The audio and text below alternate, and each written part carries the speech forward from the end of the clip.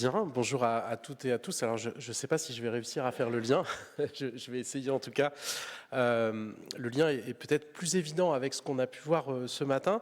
En tout cas, comme adjoint au maire d'une ville qui se pose des questions en matière urbaine, je voulais commencer mon propos par saluer le travail de Ville Vivante qui nous a beaucoup apporté, qui fête, je crois, ses 10 ans et qui dynamise beaucoup le débat urbain français. Alors, je vais vous parler de la Grande Plaine à Clermont et plus précisément du projet Bamba à l'intérieur du quartier de la Grande Plaine qui, depuis l'an dernier, est le premier démonstrateur de la ville durable à entrer en phase de réalisation. On est situé donc au pied des volcans, ça vous le saviez, et la Grande Plaine c'est au nord de Clermont, en limite avec la plaine maraîchère du Béda, et donc sur les franges de la ville, et dans des quartiers qui sont marqués par la présence d'habitat social important. Donc on est sur les quartiers nord de Clermont, Croix-Néra, Champratel, Les Vergnes, avec des quartiers qui sont développés dans les années 60-70 et qui sont desservis par du transport public. Alors là, on peut faire le lien avec les enjeux de mobilité, puisque ces quartiers ils sont desservis notamment par un tram depuis maintenant presque 20 ans, en tout cas plus d'une quinzaine d'années. Évidemment, ça a changé un petit peu leur destin. C'était des quartiers qui étaient un peu en frange de ville et qui se retrouvent très connectés avec le système urbain clermontois et notamment les grandes zones d'emploi. Sur ce plan, vous voyez en fait ce qu'il reste du quartier historique de Champratel. C'est les tours qui sont sur l'ouest du quartier. Et puis cet écoquartier de la Grande Plaine qui s'est développé. Et cette parcelle, Bamba, ce site de projet, qui est venu en fait terminer, mais je vais y revenir, un projet d'écoquartier qui était en fait un peu en difficulté. Et ça, c'est je pense, un point clé qu'il faut comprendre. Si aujourd'hui on est dans une situation où on doit inventer des solutions nouvelles, chercher des modèles différents, c'est bien aussi parce que les façons habituelles de faire, on l'a vu, je pense, ce matin, et on le voit sur les enjeux de mobilité, ne fonctionnent pas, ou en tout cas elles ont atteint leurs limites. Et donc on est dans ce moment à la fois très difficile, mais quand même, admettons-le, assez passionnant, où on essaie d'inventer des solutions nouvelles. Pourquoi ça ne marchait pas? Alors d'abord parce que les quartiers nord de Clermont, vous l'avez compris, du fait de la présence importante de logements locatifs sociaux depuis très longtemps, eh ben, ce sont des quartiers qui ne sont pas extrêmement attractifs. Et même en développant des logements de très bonne facture, de belles architectures, des logements tout à fait efficaces sur le plan thermique, très confortables, avec des extérieurs très agréables, on n'arrivait pas forcément sur des modalités classiques à vendre ces logements. Et donc on s'est retrouvé en fait à devoir accepter, ce qui était un petit peu absurde par rapport au point de départ, qu'un certain nombre d'opérations qui étaient prévues en accession libre eh bien, se transforment, soient rachetées en fait par des bailleurs sociaux pour occuper ces logements qui ne se vendaient pas. Et c'est comme ça qu'on est arrivé finalement à se dire si vraiment on veut changer le destin de ce quartier, il faut qu'on trouve une autre façon de faire. Je suis devenu adjoint, moi, en 2014, donc vous voyez que l'écoquartier était déjà lancé depuis quelques années, et c'est lors de mon premier mandat qu'on a décidé d'aller vers une nouvelle stratégie, et c'est là qu'on a rencontré Ville Vivante, et qui nous ont proposé ce concept qu'on a travaillé ensemble pour arriver en fait à ce projet Bamba. Dans la même dynamique, on a labellisé le quartier, donc écoquartier. On ne l'avait pas fait auparavant, je reviendrai pourquoi, enfin je pourrais l'expliquer s'il y a des questions là-dessus, mais ce n'est pas le point essentiel. Le point essentiel, c'est plutôt de se dire qu'on a cherché à cet endroit-là à la fois être dans l'excellence environnementale, urbaine, mais aussi dans une façon radicalement différente de penser la fabrique de la ville. Et donc, l'an dernier, on est devenu démonstrateur. Alors, qu'est-ce que c'est que Bamba? Où est-ce que le concept est disruptif? Eh bien, c'est une opération d'aménagement où on décide d'abord que c'est finalement les habitants qui seront les maîtres d'ouvrage. Alors, on l'a vu ce matin, c'est-à-dire c'est un vaste quartier d'autopromotion et où les lots ne sont pas découpés a priori. Donc, on les découpe sur mesure dans l'accompagnement justement des personnes. C'est des lots qui sont vendus directement par la ville, mais qui sont libres de constructeurs. Chaque maison donc est unique, adaptée à la fois aux moyens des personnes, à leurs désirs, à leurs besoins. Et ce que nous apportons avec Ville Vivante, c'est un accompagnement architectural, technique, paysager, des familles, et vous verrez qu'elles sont nombreuses, pour qu'elles se projettent dans ce quartier et qu'elles projettent leurs projets aussi dans ce futur quartier.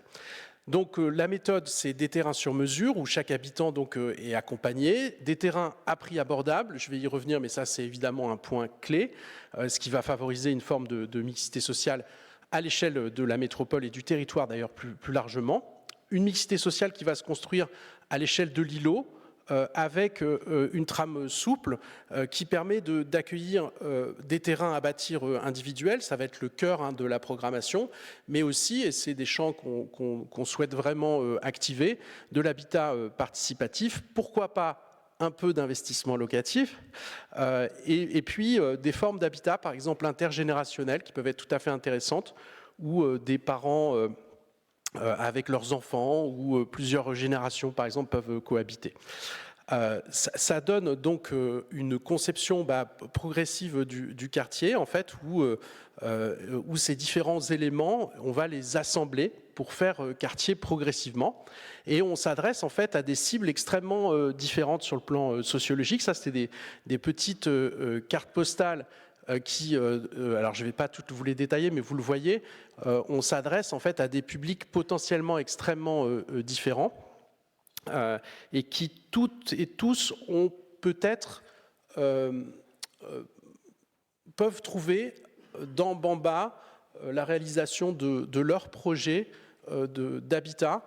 Et une des questions qu'on se pose, c'est où est-ce qu'ils seraient allés s'ils n'étaient pas venus ici? Et en fait, c'est ça qui est, je pense, aussi la clé de ce projet. C'est notamment sur les enjeux de mobilité, d'éviter ces gens qui, dans toutes nos métropoles, partent de plus en plus loin pour trouver des terrains simplement parce que ces terrains sont moins chers, parce qu'ils veulent construire une maison individuelle avec jardin, ce qu'on peut leur proposer à Bamba, mais qu'ils deviennent donc souvent un peu piégés par cette question de la mobilité.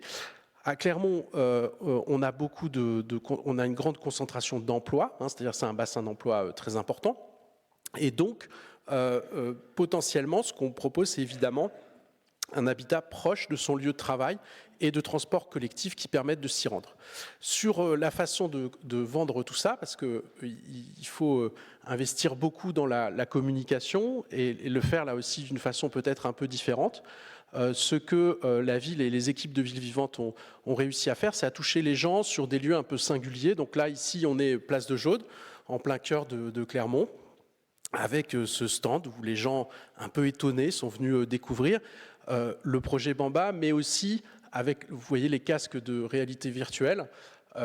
L'idée était de faire tomber peut-être la représentation de ce que peut être un habitat individuel dense, des maisons mitoyennes, puisque c'est ça dont il s'agit, et que les gens se rendent compte que ça peut produire de très beaux espaces, voire des espaces assez grands, sur des parcelles qui, par contre, peuvent être de taille relativement modeste, en tout cas par rapport à la perception que les gens peuvent avoir de ce que c'est que la taille d'une parcelle. Donc là, il y avait un petit jeu où les gens devaient notamment deviner la taille de la parcelle, et évidemment, elle était beaucoup plus petite. Elle faisait, je crois, 180 mètres carrés ou quelque chose de cet ordre-là. En tout cas, c'était une petite parcelle par rapport à l'image que les gens pouvaient avoir du terrain nécessaire pour construire une maison.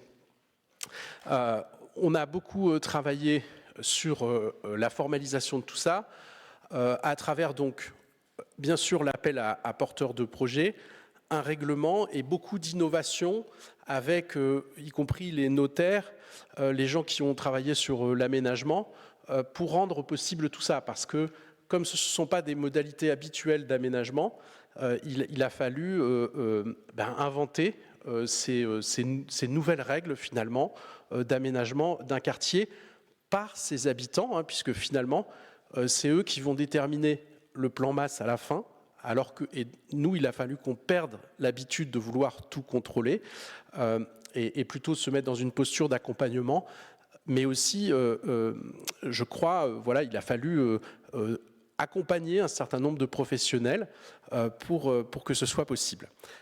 Il y a une grande diversité possible de projets, mais avec 6 implantations qui sont un peu cadrantes quand même et qui permettent de fabriquer, selon nous, à la fois une réponse individualisée aux besoins, mais néanmoins une forme d'harmonie future du quartier. En tout cas, c'est le pari que nous faisons, avec aussi des bonus qu'on apporte, qui sont des bonus du point de vue de la personne. Les futurs habitants apprécient par exemple qu'on vienne financer des plantations ou la clôture, mais qui sont aussi des gages de qualité urbaine. Je pense que tout le monde dans la salle sait par expérience que c'est souvent cette question de la clôture qui peut être une catastrophe en termes de paysage urbain dans de nombreux quartiers, et que si elle est au contraire pensée à travers ce travail par la collectivité et mis en œuvre par la collectivité elle-même, en fait, c'est un gage de qualité urbaine du quartier. Et donc ici, on est sur des aménagements qui sont conformes aux standards de l'écoquartier, donc avec notamment l'usage de clôtures en bastin-bois, avec des principes de haies, des typologies de végétaux, etc., qui correspondent à ce qu'on fait dans l'écoquartier. Chose très importante, la question du prix. Il fallait à la fois être très attractif, donc on est, vous le voyez, sur notamment la tranche 1, sur un prix qui est faible. Alors vous ne connaissez pas forcément le marché clermontois, mais donc c'est très faible par rapport à ce qui se vend comme prix de terrain sur le Grand Clermont, on va dire. Par contre, il y a une logique inversée, puisqu'on vise la sobriété foncière. Et donc, contrairement à ce qui se pratique naturellement sur le marché, eh bien nous, en fait, plus le terrain est petit, moins il est cher, en tout cas au mètre carré. Et donc, la première tranche est à 230 € TTC du mètre carré. Et puis, plus vous allez acheter un terrain grand, et plus les mètres carrés supplémentaires vont coûter cher. Ce qui est une des façons, c'est pas la seule, mais c'est une des façons quand même de travailler cette question de la sobriété foncière dans l'accompagnement des personnes. Et ce sont des choses qui ne sont pas intuitives pour la collectivité, elles ne le sont pas non plus forcément pour les personnes, mais on peut l'expliquer, et y compris avec une approche d'intérêt général. Dans les faits, la parcelle moyenne, c'est celle-là, elle fait en moyenne voilà, autour de 200 mètres carrés, elle est vendue donc moins de 50 000 €. Et vous voyez finalement les 150 premiers mètres carrés ont coûté moins cher par mètre carré que les derniers 50. Et donc c'est sur cela souvent que le curseur va jouer un peu. Et chose donc essentielle à l'échelle du grand territoire, c'est que, et c'est là qu'on peut faire le lien avec les enjeux de mobilité, c'est que évidemment en proposant à 5 minutes à pied du tramway un tel projet, on permet à des gens de ne plus avoir à être dépendants en fait de la voiture individuelle, et donc on a ce travail de documentation qui va permettre de mesurer les émissions carbone qu'on évite finalement en développant un tel projet. Donc vous voyez que sur en fait Bamba, ce que représente ce graphique, c'est justement que par rapport à d'autres terrains situés ailleurs sur la métropole, eh bien vous avez des émissions de CO2 par actif qui vont être bien sûr beaucoup plus modestes. Premier résultat, donc on est à 30% de commercialisation de la première phase, et donc on peut déjà partager avec vous quelques données. On a rencontré plus de 300 porteurs de projets. On est sur presque une trentaine donc, de terrains à bâtir qui sont réservés.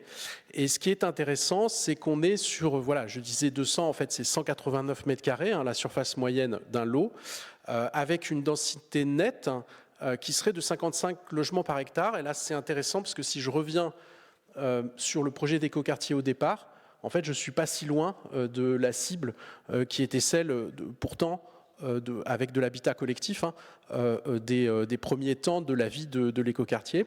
Et surtout, on a en fait un peu plus d'habitants en moyenne par logement, puisqu'ici on est à 2,7, ce qui fait une densité nette de 146 habitants par hectare. Et là, on est plutôt vertueux avec un projet comme celui-là.